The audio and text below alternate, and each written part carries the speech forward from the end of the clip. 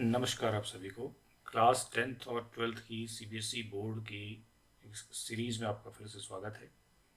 हमारा डिस्कशन चल रहा है क्लास 10th और 12th के लिए एफएक्यूज हम लोग कर रहे हैं, फ्रीक्वेंटली आस्क्ड क्वेश्चंस, या फिर इस तरह के जो क्वेश्चंस हम लोग डिस्कस कर रहे हैं इसी तरह के बोर्ड में पूछे जाते हैं। तो हम जो डिस्कशन कर रहे हैं उसमें हम पिछले बोर्ड्स एग्जाम्स में पूछे गए क्वेश्चंस को लेकर के कॉन्सेप्ट्स को समझने की कोशिश कर रहे हैं, ताकि हम इस तरह के क्वेश्चंस की प्रैक्टिस कर पाएँ और एग्ज़ाम में हम कॉन्फिडेंटली क्वेश्चंस को अटेम्प्ट कर पाएँ। तो आज हम डिस्कस कर रहे हैं फिर से क्लास 12th के लिए। तो क्लास 12th में हमने आज लिया है, क्योंकि आप देख रहे हैं कि 35 के बाद 36, 37 और 38 तीन क्वेश्चंस हमारे पास CBQ यानी केस बेस्ड क्वेश्चंस आते हैं। CBQ क्वेश्चंस तो और भी होते हैं, बट ये केस बेस्ड क्वेश्चंस होते हैं। तो आज हमारा डिस्कशन है केस बेस्ड क्वेश्चंस किस तरह के पूछे जाते हैं, तो वो हम जरा डिस्कस करते हैं और समझने की कोशिश करते हैं कि इस तरह के क्वेश्चंस को हम आसानी से कैसे अटेम्प्ट कर सकते हैं। तो केस बेस्ड क्वेश्चंस का आज फर्स्ट पार्ट है। तो मैं कुछ वीडियोस आपके लिए केस बेस्ड क्वेश्चंस के लेकर के आ रहा हूँ। तो आप देख पाएंगे कि केस बेस्ड क्वेश्चन जो CBSE ने अब तक पूछे हैं उनको हम किस तरह से अटेम्प्ट करते हैं। ये केस बेस्ड क्वेश्चंस 3 क्वेश्चंस होते हैं, 4 मार्क्स ईच। तो ये अक्सर हम लोग समझ नहीं पाते हैं क्वेश्चंस को और फिर गलती कर जाते हैं और अटेम्प्ट नहीं कर पाते, या फिर उसमें मिस्टेक्स होती हैं। तो आज का डिस्कशन हमारा केस बेस्ड क्वेश्चंस पर है। तो हम देखते हैं कि हम 2 क्वेश्चंस आज डिस्कस करेंगे केस बेस्ड। तो कैसे ये क्वेश्चंस आते हैं और हम किस तरह से इनको अटेम्प्ट करते हैं। तो हम बिना टाइम वेस्ट किए सीधे केस बेस्ड क्वेश्चंस की तरफ आ जाते हैं। तो हम पहला क्वेश्चन लेते हैं। तो पहला क्वेश्चन हमारे पास केस बेस में ये है जो आपके सामने है। पहले क्वेश्चन को समझने की कोशिश करते हैं और फिर जो है इसको सॉल्व करेंगे। देखो ये सेक्शन ई का क्वेश्चन है, ये CBSE बोर्ड का ही पेपर का क्वेश्चन लिया है हमने। तो सेक्शन ई जो है आपका केस बेस्ड के लिए होता है। लिखा है this section comprises 3 source based यानी case based, passage based, integrated units of assessment unit question of 4 marks each. तो ये हमारा क्वेश्चन है। तो फर्स्ट क्वेश्चन को पहले देखते हैं। ये देखिए क्या है क्वेश्चन, पढ़ लेते हैं पहले question. Recent studies suggest that roughly 12% of the world population is left-handed. तो लेफ्ट-हैंडेड पॉपुलेशन से रिलेटेड कुछ डेटा हमारे पास है।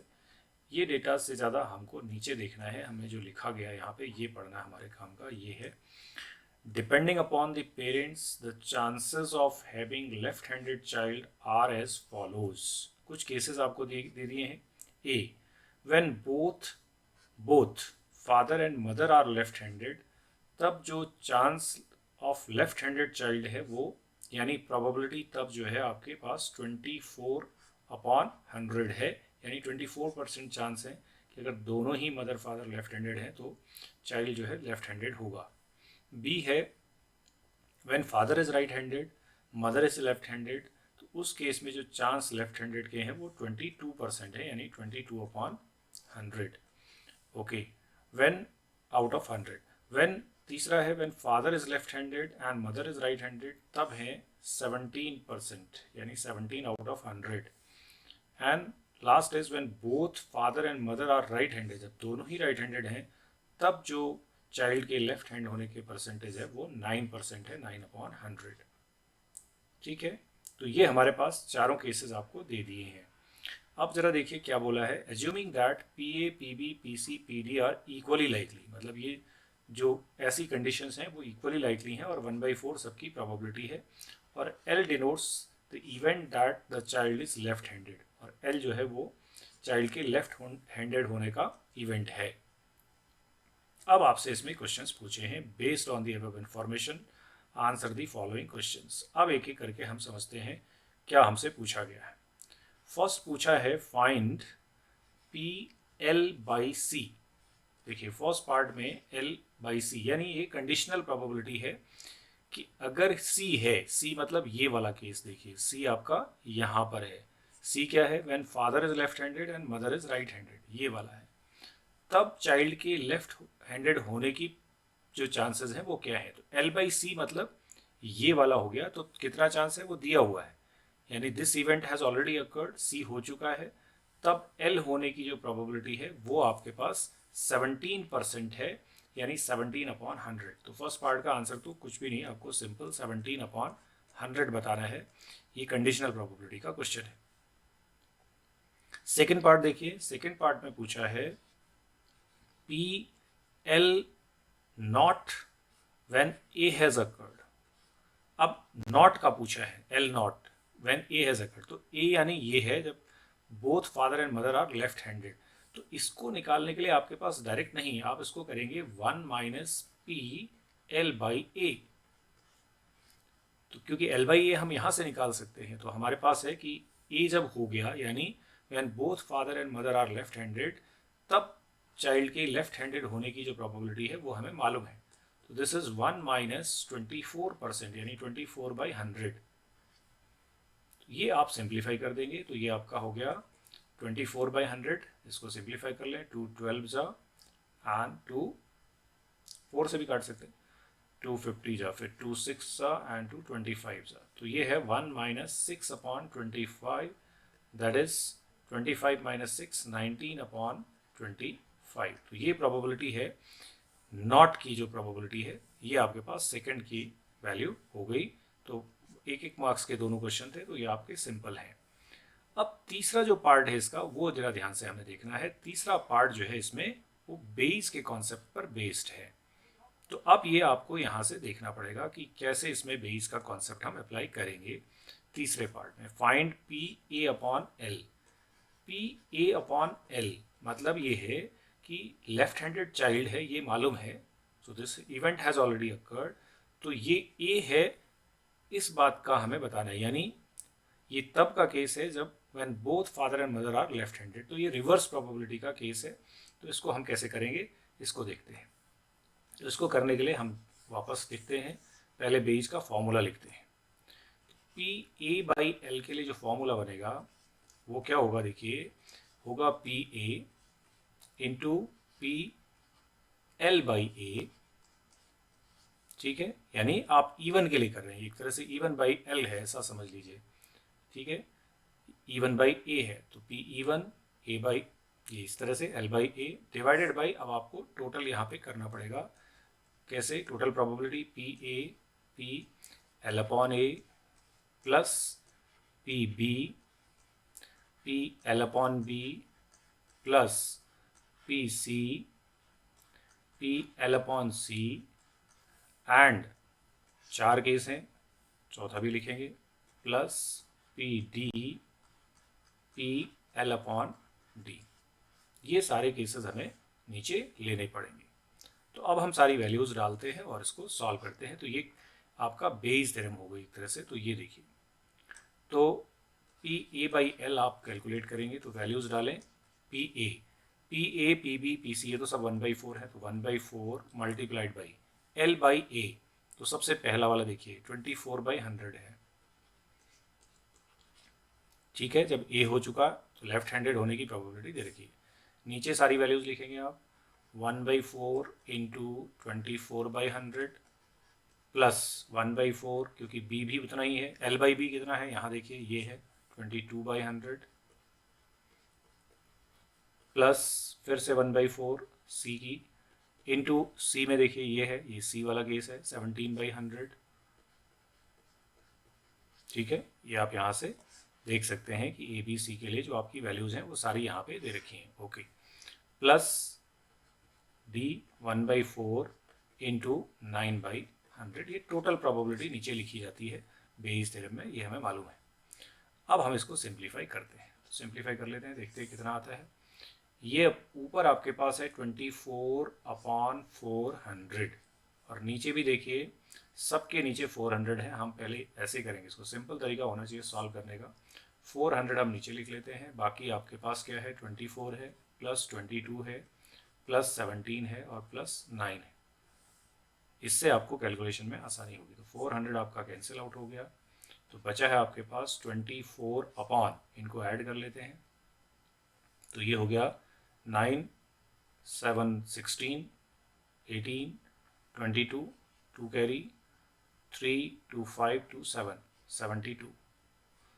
24 1 जा 24 3 जा, तो 1/3 इज द रिक्वायर्ड प्रोबेबिलिटी जो आपका तीसरा केस है उसमें आपकी जो प्रोबेबिलिटी आती है वो 1/3 आती है, यानी ये बेयस थ्योरम यहाँ पे अप्लाई हो गई है। कंडीशनल प्रोबेबिलिटी निकाली और बेयस थ्योरम निकाली। इसके बाद अगर आप और वाला ऑप्शन भी कर सकते हैं तो उसको भी हम देख लेते हैं, और कैसे करेंगे, और वाला पार्ट देख लेते हैं। Let us see this B part. The probability that the randomly selected child is left-handed given that exactly one of the parent is left-handed. यानी ऐसा पता है कि केवल एक पेरेंट जो है वो लेफ्ट हैंडेड है। अब एक पेरेंट लेफ्ट हैंडेड है तो पहले देख लेते हैं कहाँ पर है सिंगल पेरेंट जो है लेफ्ट हैंडेड कहाँ है। इसमें तो दोनों हैं तो ये तो लेना नहीं है हमने। इसमें दोनों राइट हैंडेड है, ये भी नहीं लेना। Father is right handed, mother left handed, इसमें है फादर लेफ्ट, तो दो केस लेने हैं, दो का यूनियन लेना है। तो अब आपका ये कंडीशनल प्रोबेबिलिटी का ही क्वेश्चन है, तो इसमें आपको कैसे करना होता है, यहाँ पे आप लिखेंगे प्रोबेबिलिटी लेफ्ट हैंडेड चाइल्ड चाहिए, लेकिन ये पता है कि क्या है, one of the parent is left handed, यानी बी यूनियन सी, क्योंकि ए में दोनों ही हैं और डी में भी दोनों ही हैं, तो L by B union C. तो ये सिंपल है। एल बाई बी कितना है पहले वो देख लेते हैं और उसको प्लस कर देंगे एल बाई सी के साथ में। तो बी में हमारे पास है 22% और यहाँ है 17%। तो ये जब निकालते हैं तो हम इसको लिख देते हैं 22/100 प्लस 17/100, क्योंकि यूनियन निकालना है। तो ये हो गया 39/100। So this is the answer of this part. इस तरह से हम इस क्वेश्चन को अटेम्प्ट करते हैं। तो बेयस थ्योरम का कॉन्सेप्ट आपने ज़रूर सीखना है, क्योंकि जो भी क्वेश्चन आएगा उसमें बेयस थ्योरम ज़रूर आपका इन्वॉल्व वहाँ पे होगा, conditional probability and then Bayes theorem. तो ये हमने एक केस बेस्ड क्वेश्चन आपके साथ डिस्कस कर दिया, ठीक है। तो अब एक दूसरा क्वेश्चन और देखते हैं हम लोग। Let us move to another question. तो केस बेस्ड क्वेश्चन सेकेंड, दूसरा केस बेस्ड क्वेश्चन भी डिस्कस कर लेते हैं। ये देखिए, पहले हम क्वेश्चन देखते हैं क्या है। This is another question, second case based question है। Engine displacement is the measure of cylinder volume swept by all the pistons of the piston engine. The piston moves inside the cylinder bore. The cylindrical bore is in the form of circular cylinder open at the top. ये हमारे लिए important बात है यहाँ पे, इसलिए आपको इन questions को ठीक से पढ़ना होता है। Rightly if you understand then you can only answer the question. Is to be made from a metal sheet whose area is इतना। तो सिलेंडर है जो कि ओपन एट द टॉप है, तो आपका जो सिलेंडर बोर है वो सिलेंड्रिकल फॉर्म में आपके पास है सिलेंडर बोर। तो ये समझ लीजिए कुछ ऐसा है, हम यहाँ पे एक तरह सिलेंडर बना देते हैं तो समझ में आएंगी चीज़ें कैसे है। ये कुछ ऐसा समझ लीजिए, ये सिलेंड्रिकल बोर जो है कुछ ऐसा है, open at the top, top पर ओपन है, बॉटम इसका क्लोज्ड है, ये यहाँ से क्लोज्ड है और यहाँ से ये ओपन है, ऐसा हमको दिया। तो ये हिस्सा क्लोज्ड है, दिस इज क्लोज्ड। ये आप यहाँ पे देख पा रहे हैं कि ये हिस्सा इसका क्लोज्ड है। अब देखिए, और एरिया जो मेटल, जिस मेटल शीट से ये बनेगा उसका एरिया आपको दिया हुआ। एरिया ऑफ मेटल शीट का मतलब होगा यहाँ से अगर ओपन है तो CSA और एरिया ऑफ बेस। तो एरिया मेटल शीट यहीं पर से नोट कर लेते हैं, हमें जो मालूम है area metal sheet is equal to 75 pi, ये हमको गिवन है, इसकी हमें जरूरत पड़ेगी आगे। यहाँ पर हमारे पास ये हो गया, ओके। अब सिलेंडर का CSA हुआ 2 पाई RH, जिसमें मेटल शीट लग रही है और एक बेस पर लग रही है, क्योंकि टॉप तो ओपन है इसका, यहाँ से ये ओपन है इस जगह से, तो यहाँ कोई मेटल शीट लगनी नहीं है, ये ओपन है, तो यहाँ पर लगनी है और CSA पर लगनी है। तो CSA plus pi R square यानी सर्कल इज इक्वल टू 75 पाई, ठीक है। ये हमारे पास यहाँ से रिलेशन आ गया। अब हमारा जो क्वेश्चन है वो पढ़ लेते हैं। If the radius of cylinder is R, radius का सिलेंडर का जो रेडियस है, radius of the cylinder is R and height is H, तो इसकी हाइट H है और इसका जो रेडियस है वो हमें दिया हुआ है R। Then write the volume of cylinder in terms of R, R के टर्म्स में वॉल्यूम लिखना है, तो H निकाल लेते हैं यहाँ से। तो यहाँ से हो गया 2πRh इज इक्वल टू 75। अच्छा पाई तो कैंसिल ही हो जाएगा, ठीक है चलो लिख लेते हैं 75 pi minus pi r square and h is equal to 75 pi minus pi r square divided by 2 pi are.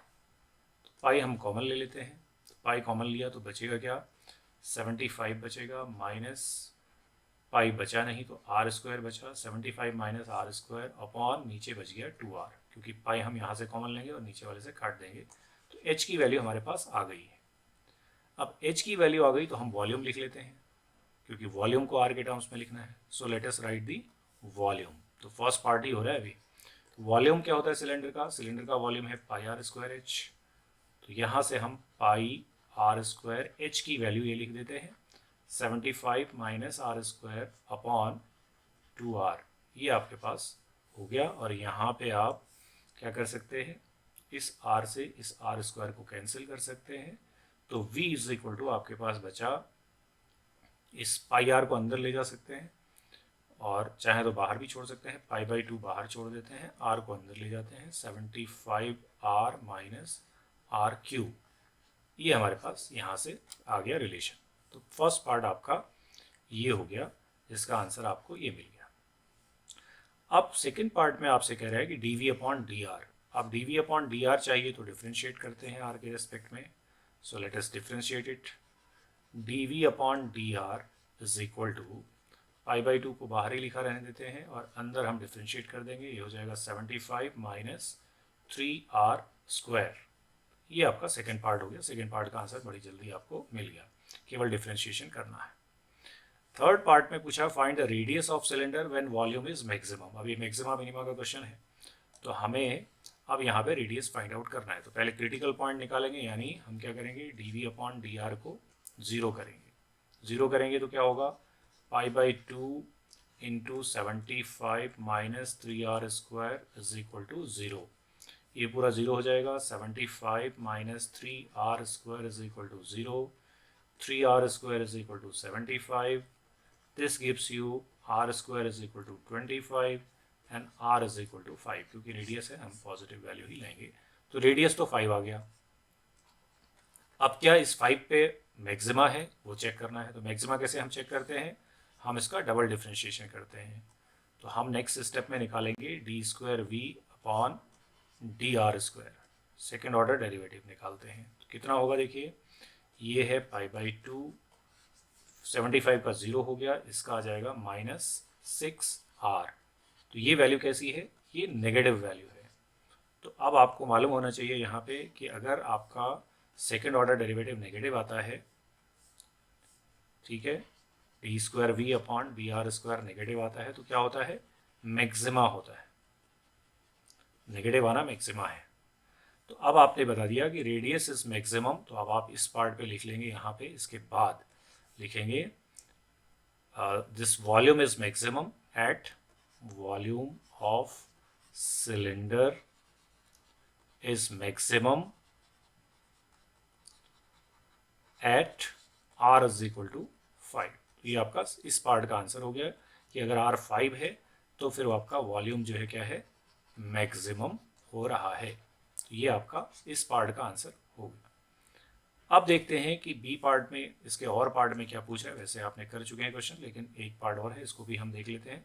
इसका सॉल्यूशन क्या होना चाहिए, लेट मी इरेज दिस। ये तो हम कर चुके हैं, तो इसलिए हम इसको इरेज करते हैं। अब देखते हैं कि अगले पार्ट में हमसे क्या पूछा है। फॉर मैक्सिमम वॉल्यूम, तो मैक्सिमम वॉल्यूम कब है, वॉल्यूम इज मैक्सिमम, ये हम कर चुके हैं इससे पहले पार्ट में, एट x इक्वल्स टू 5। ये आपको, अगर आप इस पार्ट को कर रहे हैं तो आपने यहाँ पे रुक जाना है। अगर आप इस पार्ट को कर रहे हैं तो वापस आपको सारी चीज़ें दोबारा से दिखानी है। D V upon D R को 0 करना है, r निकालना है, फिर डबल डिफ्रेंशिएट करना है। और ये ऐसा नहीं कि यहाँ पे आप जब ये पार्ट कर ही नहीं रहे हैं, डायरेक्ट इसी पे आ रहे हैं, तो पहले आप वॉल्यूम को मैक्सिमाइज करेंगे। तो हमें r5 पे वॉल्यूम मैक्सिमम मिला है, तो अभी हमने देख लिया है। और हमें D square V upon D R square जो है वो नेगेटिव मिला है, लेस देन 0। ये बता रहा है कि वॉल्यूम जो है मैक्सिमम है at r is equal to 5।